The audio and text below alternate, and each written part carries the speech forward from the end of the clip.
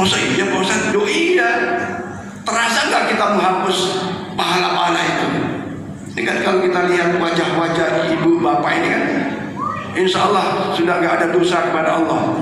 Insya Allah, ya, insya Allah. Kenapa? Puasa sudah, qiyamul lail sudah, Idul Fitri sudah. Kata Rasulullah, barang siapa yang puasa dengan baik, siapa yang qiyamul lail dengan baik, ghufira lahu ma taqaddama min dzambi, diampuni segala dosanya. Bahkan kaulidatul ummu, seperti bayi yang baru dilahirkan. Pertanyaannya adalah sekarang Syawal ini seperti apa? Syawal yang artinya peningkatan, bagaimana saya? Apakah masih terus baca Qur'annya? Apakah masih terus qiyamul lailnya? Walaupun tidak sholat tarawih tapi mungkin tahajud dan seterusnya. Apakah sedekah semangat baca Quran masih? Maka Rasulullah bersabda, sesungguhnya as-shaumu junnah, sesungguhnya puasa itu dapat menangkal, dapat menjadi benteng keburukan sifat saya, sifat kita. Lam yuharrikha, selama kita tidak membakarnya pahala puasa itu. Sahabat bertanya, lima yuharrikha ya Rasulullah, dengan apa membakar pahala, menghapuskan pahala itu ya Rasulullah? Kata Rasulullah, bikarbin, ketika Syawal kita masih berperilaku bohong, masih menyebar kebohongan. Ya, sekarang model tuh berita hoax disebar aja, terima dari teman, nggak diseleksi dulu langsung di-share. Padahal itu bohong. Ketika itu terjadi, hapuslah pahala amal-amal kita semua. Yang kedua, usabbabin, pahala-pahala itu kan hancur hangus ketika kita sering berkata kotor, berkata yang tidak baik. Ya, ada tuh. Tadi kan nggak boleh mengolok-olok, ya kan? Dalam soal nggak boleh olok-olok. Kita kan bisa jadi yang berdoa lebih baik daripada kita. Keluar kalimat-kalimat yang kotor. Itu menyebabkan hapus dosa kita. Kemudian ghibatin. Nah ini yang kebanyakan ibu-ibu. Maka tadi ayatnya kan udah jelas yang disebut para perempuan. Tapi nanti kelebihan perempuan insya Allah saya sebut. Ya, ghibah itu adalah membicarakan sesuatu ketika sesuatu didengar oleh yang bersangkutan, dia sakit hati, dia marah. Itu namanya ghibah. Walaupun dia berbuat itu, tapi diomongin, menimbulkan dia marah, sakit hati, itu ghibah. Yang ketiga adalah an-namimah. An-namimah itu adalah adu domba dan memfitnah. Nah kalau memfitnah itu sesuatu yang tidak terjadi tapi seakan-akan terjadi. Ketika perilaku itu terjadi pada saya, kita semua gugur semua pahala-pahala itu. Sampai Rasulullah mengatakan, ya sahabat, tahukah kamu mahwal muflis? Siapa orang yang muflis? Orang yang bangkrut. Tahukah engkau wahai sahabat orang yang bangkrut itu?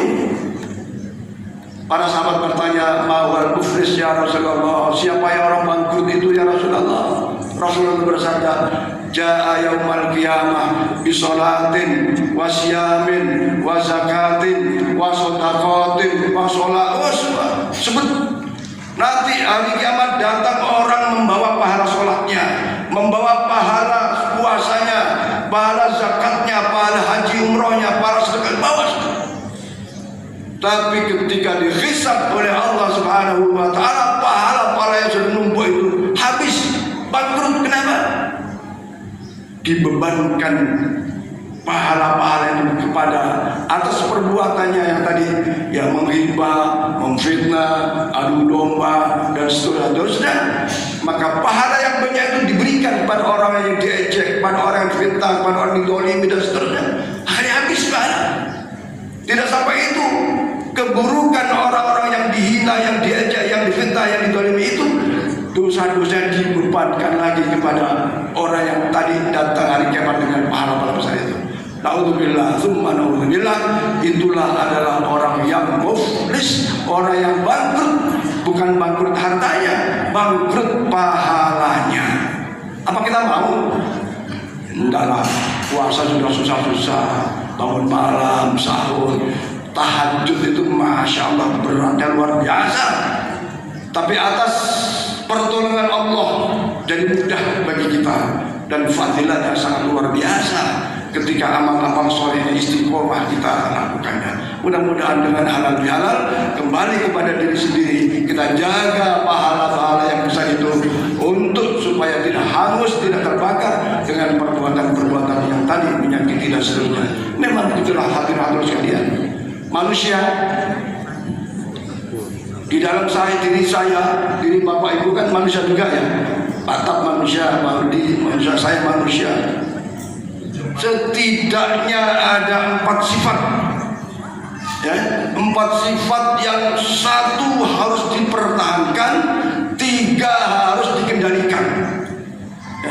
Allah berfirman, fa'alhamaha fujuraha wa taqwaha.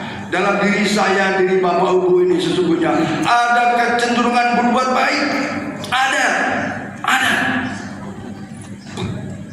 kecenderungan untuk niat baik, ada, pokoknya kebaikan ada. Cuma kadang-kadang kalah dengan 3 sifat yang akan saya sebutkan ini. Dan keadaan adanya sifat malakiyah disebutnya itu ketika Allah ciptakan roh kita sudah ikrar kepada Allah Subhanahu wa taala tentang sifat keimanan, sifat malakiyah ini, sifat kebaikan ini. Tetapi ketika manusia tidak bisa mengendalikan 3 sifat ini, habislah dia. Apa itu? Yang pertama, dalam diri saya, dalam diri ibu-ibu itu pasti ada sifat iblisiyah atau ada sifat syaitoniyah. Kira-kira iblis syaitan ini ngajak kepada kebaikan apa keburukan? Pasti keburukan. Nah, ketika 2 hal ini beradu, ya, contoh deh, as-salatu khairum minan naum. Sifat baiknya, ayo bangun sholat subuh. Satu sisi lagi, capek ya, tidurnya. Ya, itu pasti itu berlawanan. Sang suami ngajak sedekah, ngajak berkorban tahun ini, istri bilang, nggak usah dulu lah, kita masih belum lunas ini, ya, masih anak. Itu terus kira-kira gitu, selalu berlawanan. Nah, maka ketika sifat iblis, sifat syaitonia ini tidak bisa dikendalikan, maka akhirnya kita tidak bisa berbuat baik. Dan iblis senantiasa yadullu alal munkar, menuju kepada kemungkaran. Iblis selalu mengajak kepada keburukan, justru menghalangi untuk berbuat baik. Nah, saya kira bapak-bapak merasakan kok, saya mau tahajud lah malam ini. Ternyata dibangun, bukan berdoa kan? Ya Allah, bangunkan saya jam 3 ya Allah. Bangunkan saya paling enggak setengah 4 ya Allah, mau tahajud. Tapi Allah bangunkan dengan cara supaya kencing, misalnya. Ya, ada kan gitu kan? Bangun tuh, kena suara apalah gitu kan? Tapi niat tadi itu hilang tuh, karena iblis menggoda. Melawan iblis, ya, sehingga insya Allah kemenangan kebaikan kita yang benar. Yang ketiga, manusia, ya, tadi iblis, syaitaniyah. Yang ketiga, manusia punya sifat hewaniyah. Sifat hewaniyah ini juga berbahaya, Pak. Kenapa? Sifat hewaniyah akan menumbuhkan rasa ketamaan, rasa keragusan dalam persoalan dunia. Kalau dulu Pak Almarhum Kiai Zainuddin MZ mengatakan manusia itu luar biasa. Kalau kambing makannya ya hanya rumput, sapi rumput, ya ayam ya kayak gitu makan. Tapi manusia beras dimakan, nasi dimakan, aspal pun dimakan, bensin pun dimakan. Saya dulu Bu waktu kerja kan mengelola supir Bu ya, banyak mereka yang minum bensin. Laporannya 20 liter, belinya cuma 10 liter. Itu dulu waktu manual tuh. Sekarang nggak bisa lagi jin. Manusia minum bensin, bukan minum air. Itu manusia canggih. Apalagi sekarang itu, masya Allah, manusia itu paling canggih. Ketika sifat hewaniyah nggak bisa kita kendalikan, bahaya. Ayam makan lagi, kawin lagi, ambil makan lagi. Nah, oleh karena itu kendalikan sifat hewaniyah. Ya kita sih pastilah pengen ini, boleh, tapi harus nih. Yang terakhir ini yang juga berbahaya, sifat sabuiyah. Sifat sabuiyah ini dimaksud adalah punya sifat ingin menguasai, ingin merajai, ingin pokoknya paling top lah kira-kira gitu. Dan biasanya sifat sabuiyah ini ketika hari ini ditunjuk sebagai apa itu punya jabatan, itu rata-rata mempertahankan jabatan itu. Kecuali ada undang-undang misalnya 5 tahun. Tidak lihat tuh, maaf nih para anggota DPRD ini, dia akan pertahankan status anggota DPRD itu dengan berbagai cara, ya. Tapi sifat sabuiyah ini ketika digunakan menguasai yang baik-baik masih bagus nih. Tapi ketika ya maaf kalau di dalam kehidupan kan ada premanisme dan seterusnya, maka cenderung kepada keburukan. Nah, 3 sifat ini tentu saja setelah berbiara harus kita kendalikan. Dihilangkan mustahil, ya, tapi dikendalikan supaya kita selalu melur kebenaran. Maka tadi di awal khutbah saya sampaikan, alladzi hadana ila siratil mustaqim. Ya Allah, berikan kami petunjuk kemana? Siratal mustaqim, petunjuk jalan kebenaran. Yang ketiga, pulang kampung. Ada yang pulang kampung nih? Ada ya? Nah, cerita pulang kampung ini tradisi lebaran memang. Dan tidak ada yang bisa menghalangi pulang kampung. Tapi ayo kita baca pulang kampung ini. Saya teringat dengan tulisan Pak Kiai yang dari Ketapang ya, Pak Udin.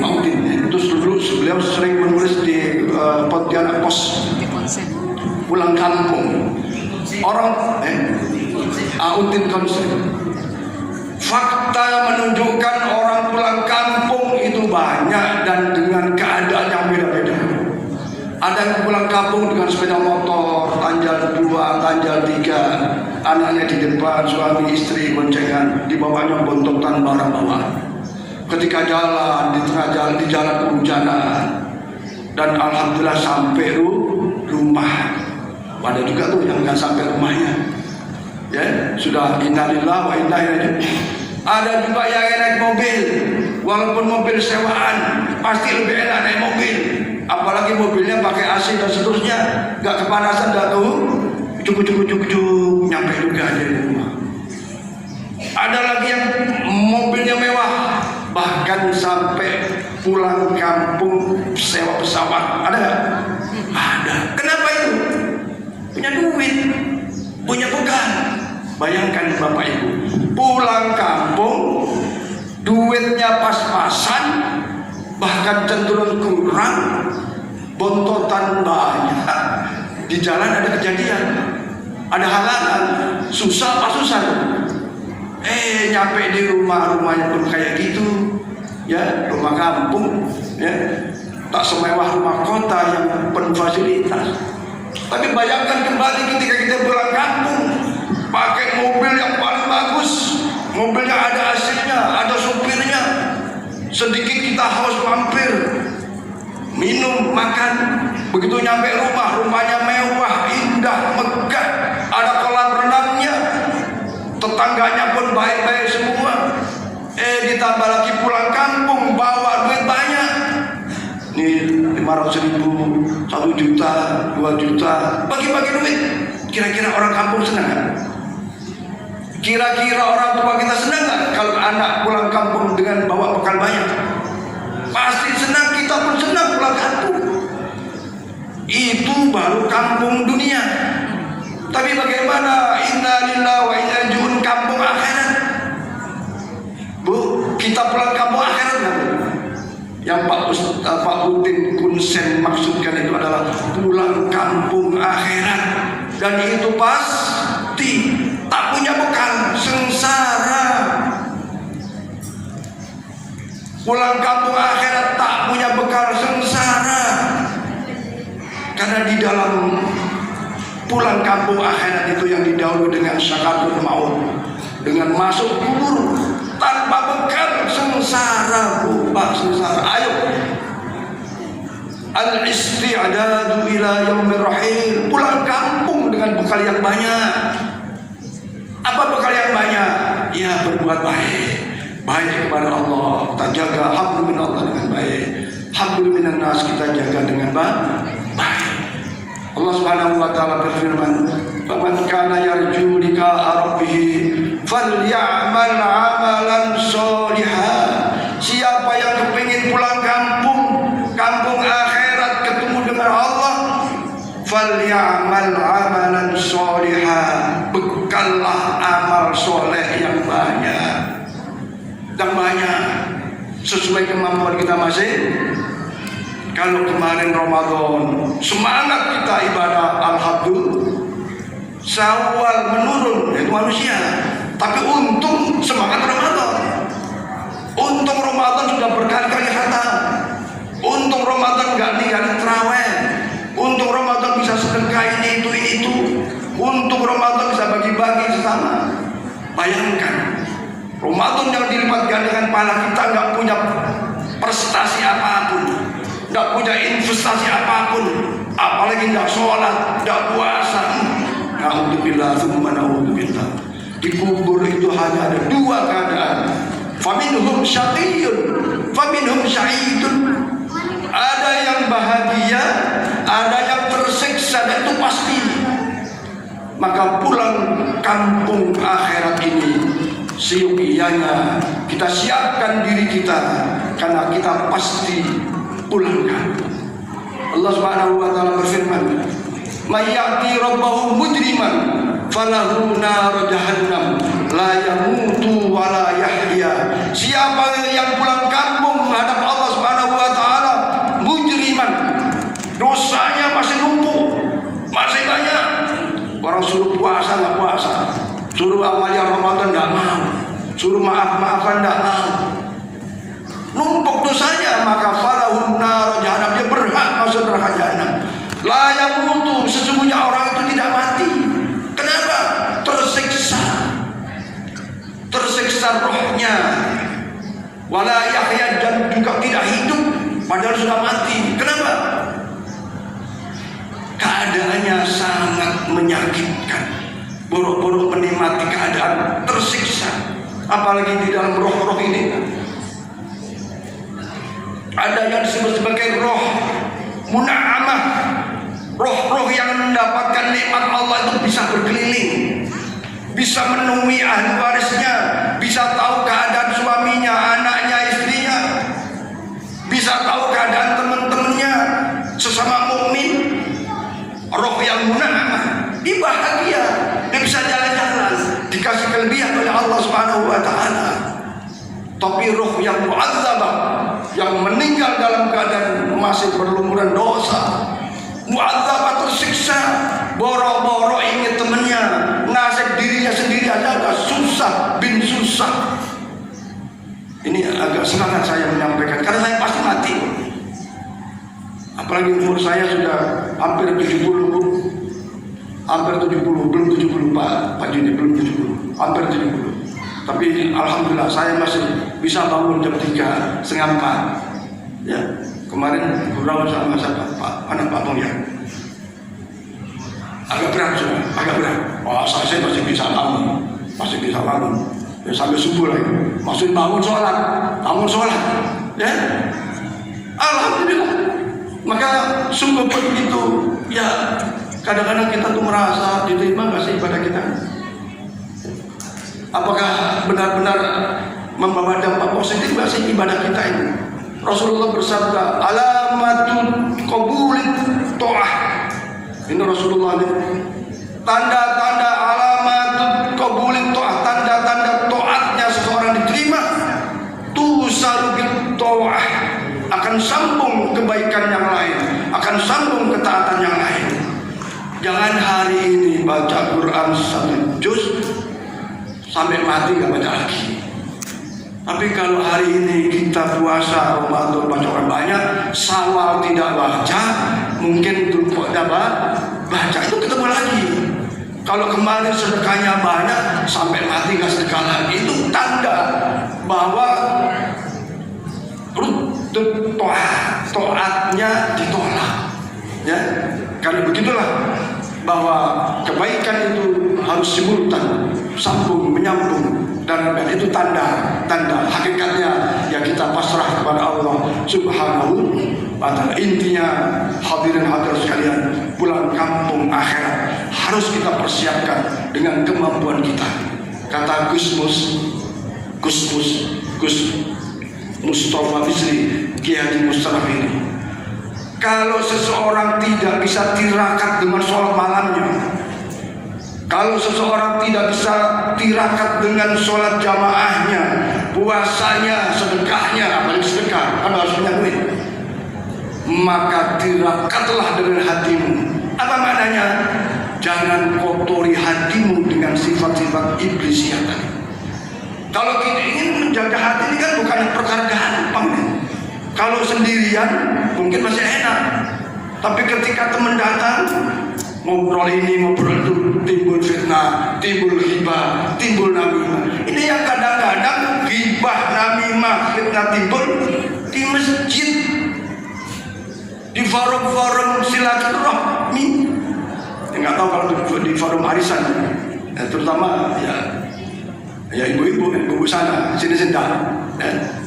Nah, hadirin sekalian, sekali lagi mari siapkan kita untuk pulang kampung akhirat. Mudah-mudahan ketika kita pulang kampung akhirat dalam keadaan husnul khotimah dan sangat senang kita menghadapinya, dan insya Allah mendapatkan nikmat-nikmat kubur dan syafaat Rasulullah Muhammad SAW.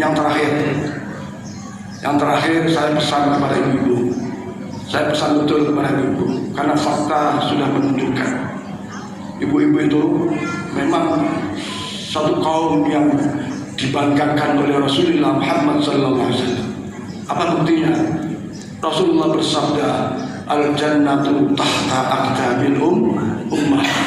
Surga berada di telapak kaki ibu. Maka anak-anak, wahai seorang anak, bisa juga anak nih, itu juga anak ya. Bahagiakan ibumu ketika ibu kita masih ada.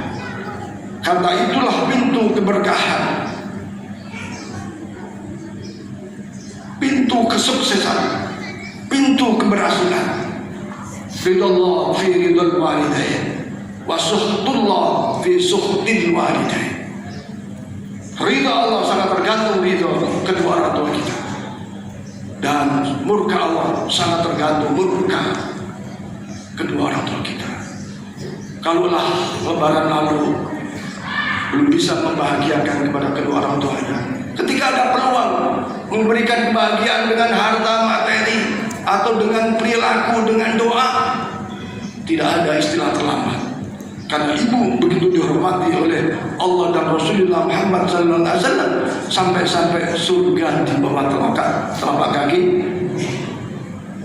Kemudian hasil riset sebuah penelitian, ternyata anak-anak cerdas, ibu nih tolong perhatikan tuh, anak-anak cerdas itu cenderung lebih besar genetik dari ibu, karena seorang perempuan mempunyai crossman X, sehingga hasil penelitian membuktikan kecerdasan anak pengaruh besar dari ibu.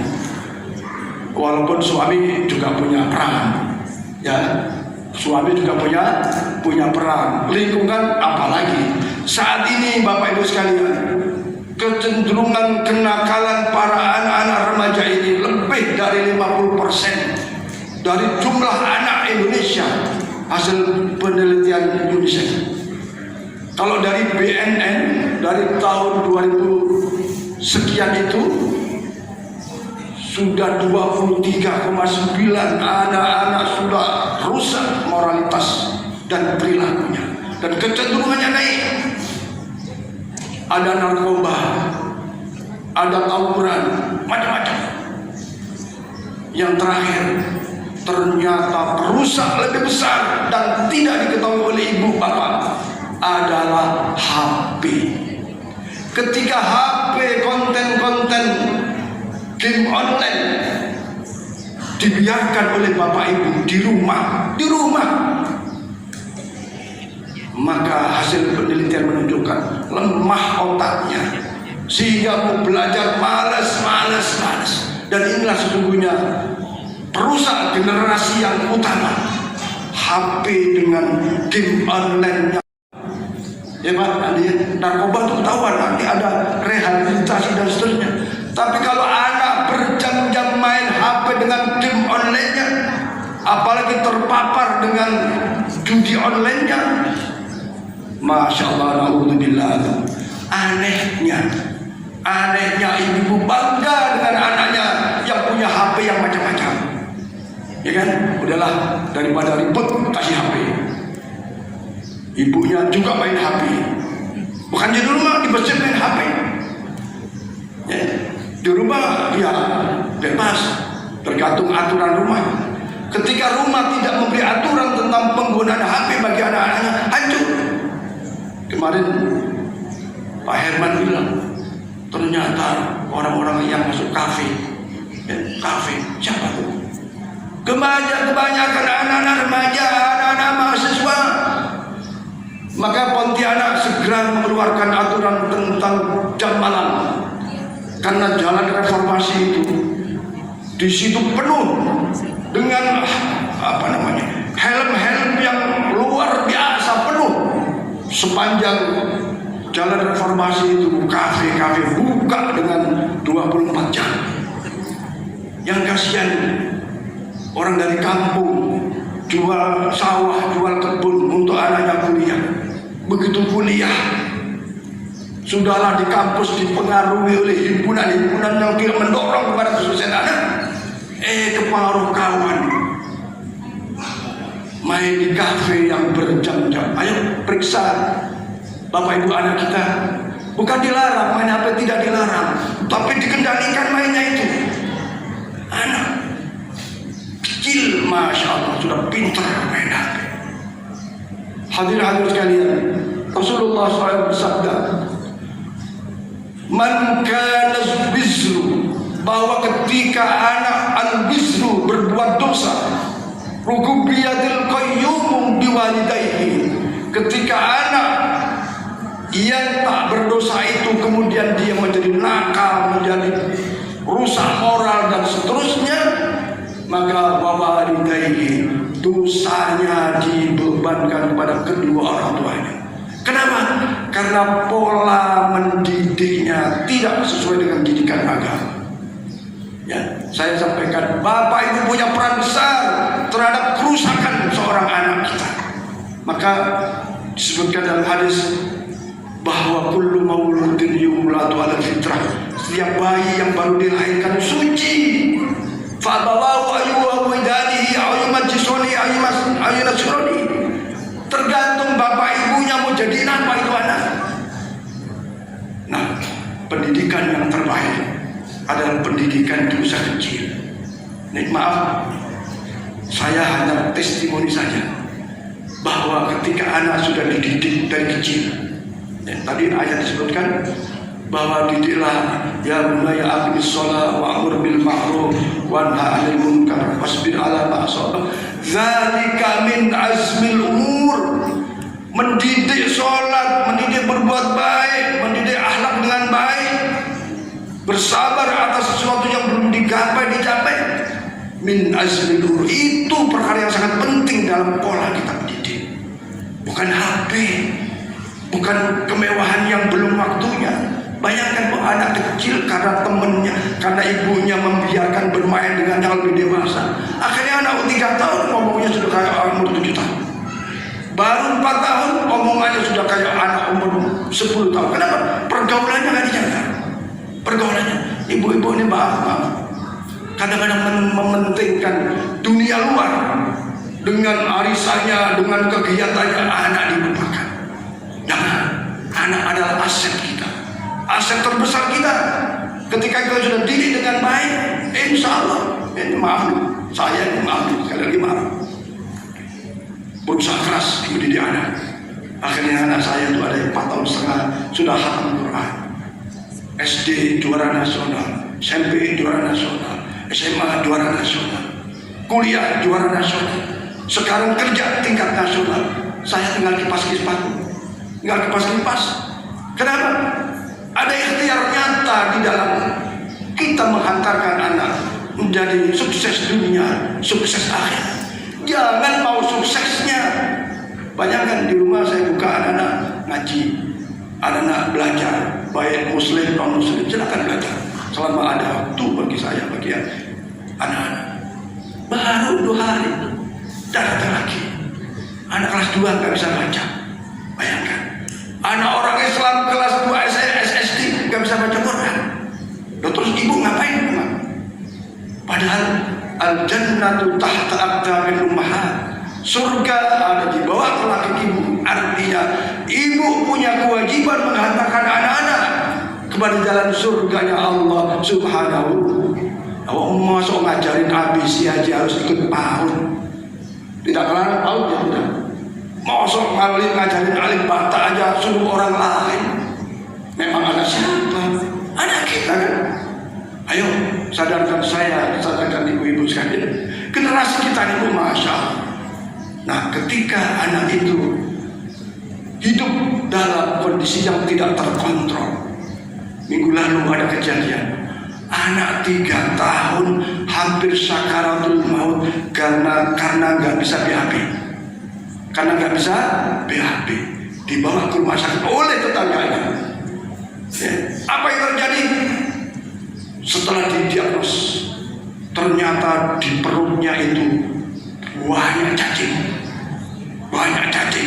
Akhirnya dibedah dan terkumpullah cacing dari bedahan itu. 3 toples cacing yang ada dalam usus seorang anak 3 tahun. Bayangkan, anak 3 tahun kok dilepas. Kira-kira ibu seperti apa? Ya mungkin bapaknya kerja jauh. Ya kadang peduli dengan anak kita. Saya lihat anak-anak itu hujan-hujan, mari membelah, masih main muter sana. Udah ada masih muter. Anak siapa? Yuk anak kita juga. Di mana ibunya? Tanggung jawabnya di mana terhadap anak itu? Maka ternyata si anak yang 3 tahun setelah dibedah khususnya ada 3 toples cacing. Main di kol. Mainnya apa ya? Kita itu ya diparit. Terus ketika kawannya ngasih makan langsung dimakan tanpa cuci tangan. Ibunya di mana? Coba ini fakta loh, bukan saya ngarang-ngarang. Dan itu terjadi di beberapa tempat.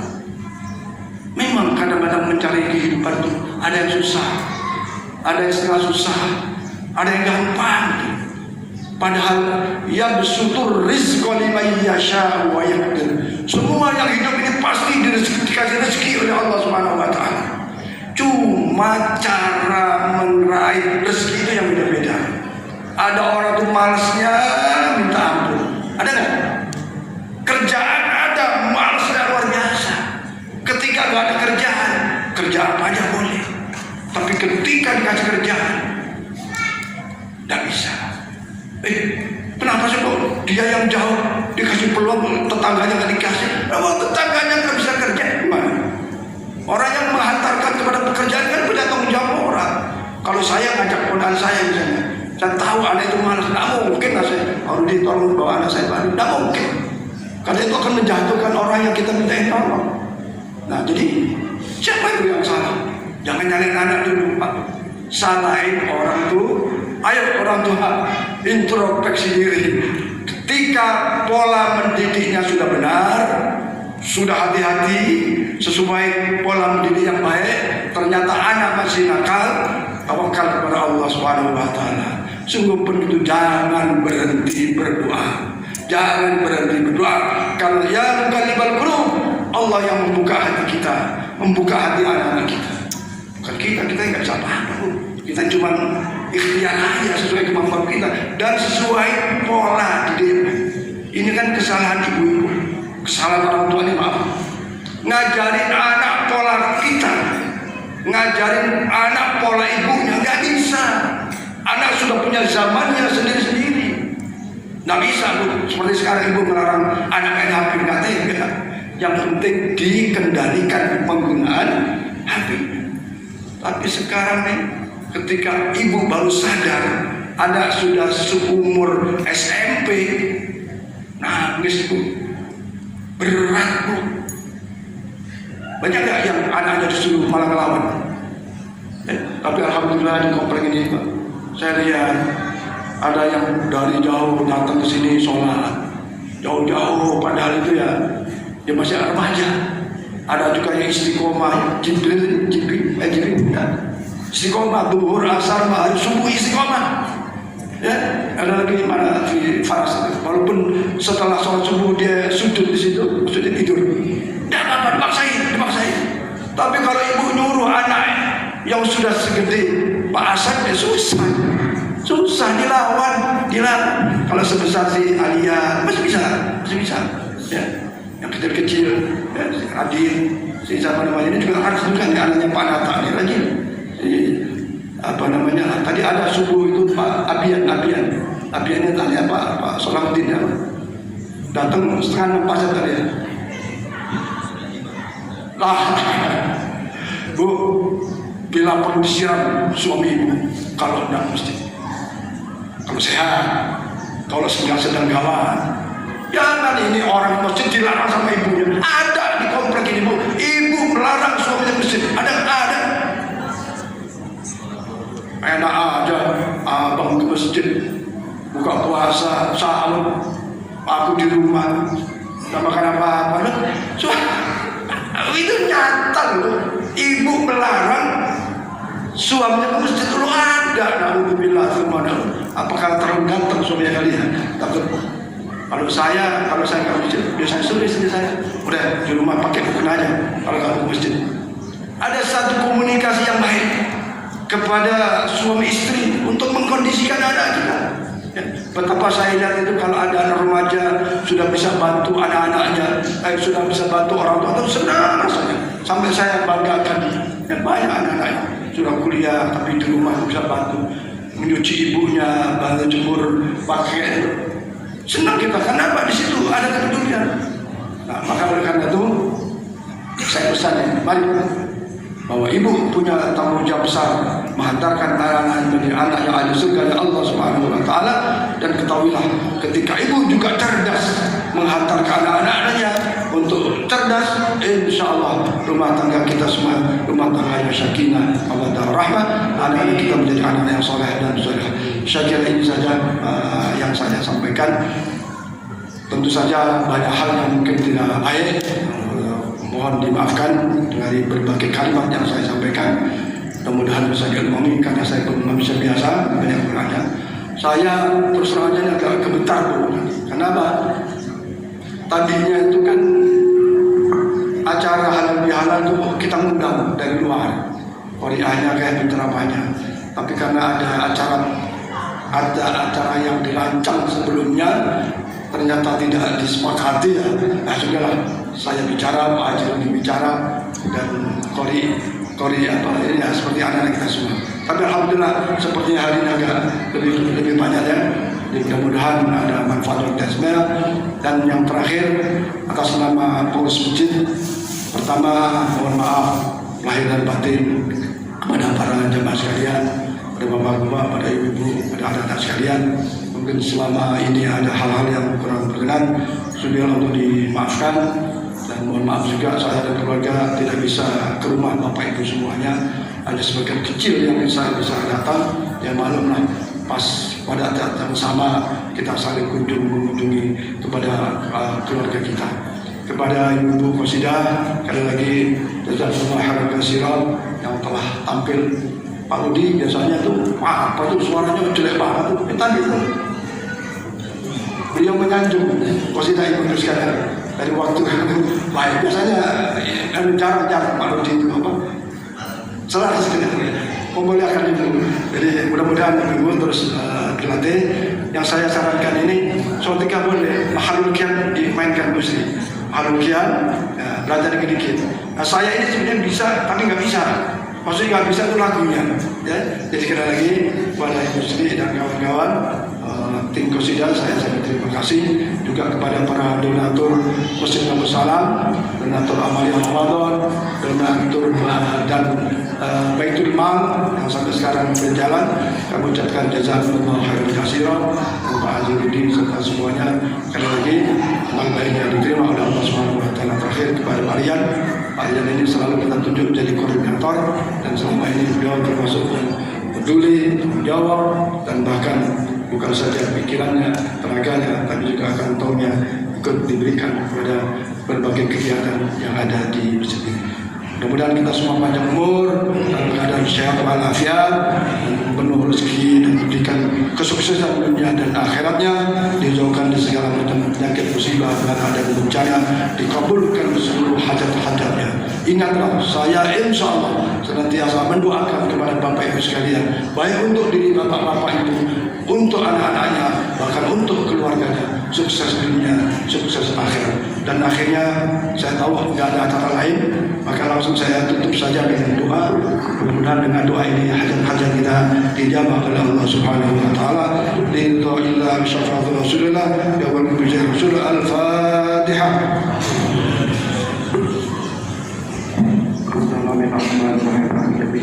إياك نعبد وإياك نستعين صراط المستقيم صراط الذين أنعمت عليهم غير المغضوب عليهم ولا الضالين.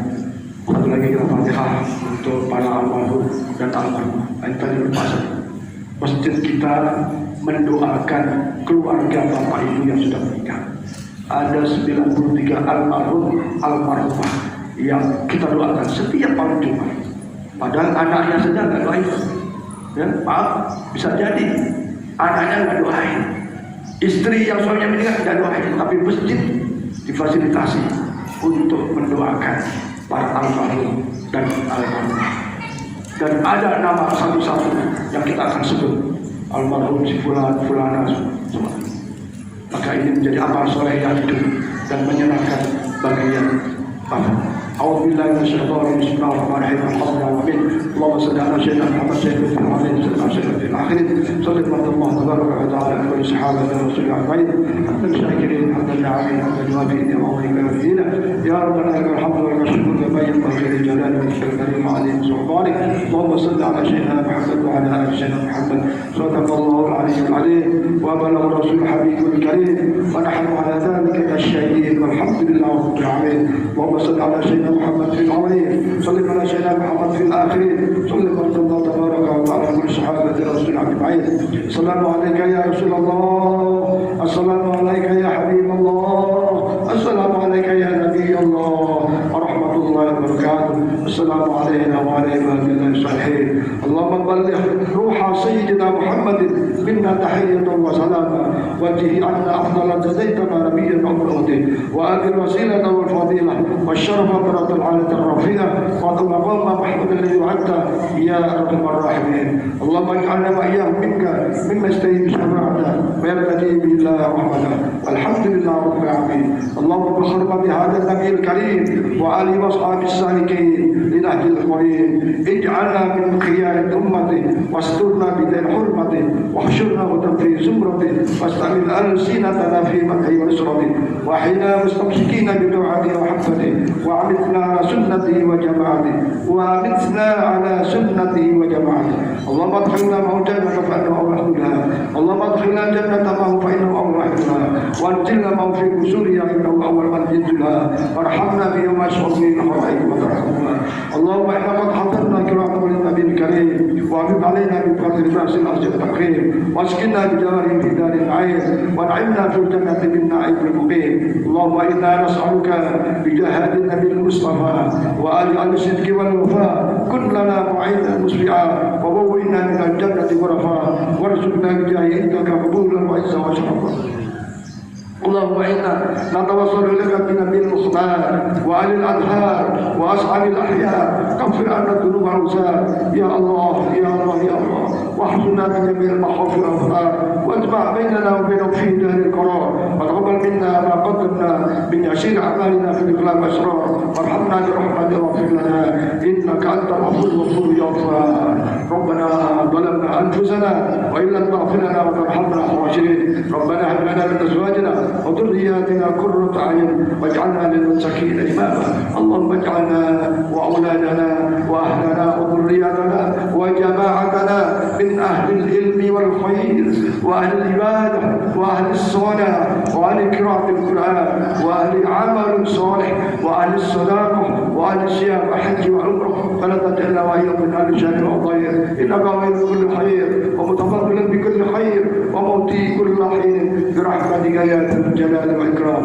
اللهم يا رحمن الرحيم حمدا اللهم يا غني يا مغني يا رزق يا محمد اللهم يا قاضي الحاجات اقض حاجاتنا يا الله في هذا الجماعة كلهم يا الله حاجة الدنيا وحاجة الآخرة حاجة لنفسه وحاجة لأولاده وحاجة لأهله برحمتك يا أرحم الراحمين بحق سيدنا محمد صلى الله عليه وسلم وببركة سيدنا محمد صلى الله عليه وسلم وببركة حناننا في هذا المسجد برحمتك يا أرحم الراحمين ربنا آتنا في الدنيا حسنة في الآخرة حسنة وقنا عذاب النار وأدخلنا الجنة مع الأبرار يا عزيز يا غفار وصلى الله على سيدنا محمد وعلى آله وصحبه وسلم سبحانك اللهم وبحمدك يا سلام واخر دعواهم ان الحمد لله رب العالمين lebih kurang yang mohon maaf dan Allah yang terbaik ya liqa assalamu nanti kita salam-salaman waalaikumsalam assalamualaikum warahmatullahi wabarakatuh.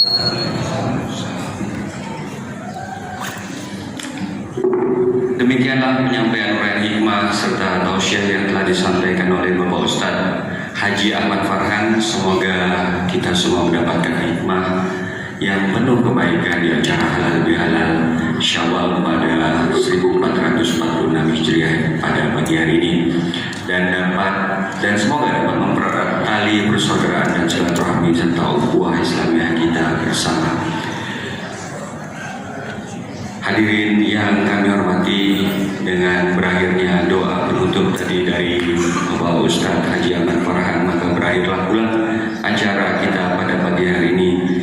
Kami atas nama panitia acara halal bihalal 1 Syawal 1446 Hijriah mengucapkan terima kasih kepada seluruh jamaah dan semua pihak yang membantu terselenggaranya pada acara pada pagi hari ini.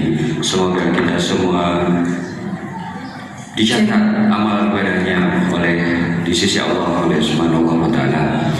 Subhanaka Allahumma wa bihamdika asyhadu an la ilaha illa anta astaghfiruka wa atubu ilaik. Terima kasih atas perhatiannya. Wabillahi taufiq wal hidayah. Wassalamualaikum warahmatullahi wabarakatuh. Kita salam-salaman berdiri semua. Ibu-ibu bisa sendiri lah ya. Ya, alhamdulillah, demikian tadi sahabat Darussalam telah kita saksikan dari pertama hingga bagian kedua ini kegiatan halal bihalal yang dilaksanakan di Masjid Darussalam hari Ahad tanggal 20 April 2025 atau bertepatan dengan 21 Syawal 1446 Hijriah usai sudah. Terima kasih atas perhatian sahabat semuanya. Jangan lupa bagi yang baru pertama kali melihat channel ini untuk memberikan like, saran, komen, dan juga subscribe. Demikian sahabat, sampai jumpa lagi pada tayangan episode yang akan datang. Wabillahi taufiq wal hidayah. Wassalamualaikum warahmatullahi wabarakatuh.